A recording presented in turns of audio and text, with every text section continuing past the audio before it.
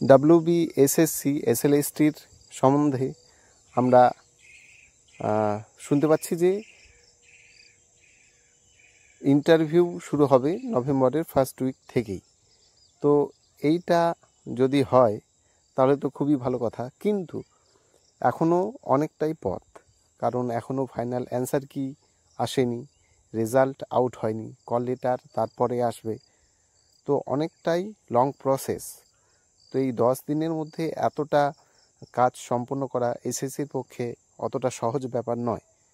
তো মনে হয় না যে নভেম্বরের ফার্স্ট উইক থেকেই শুরু হবে।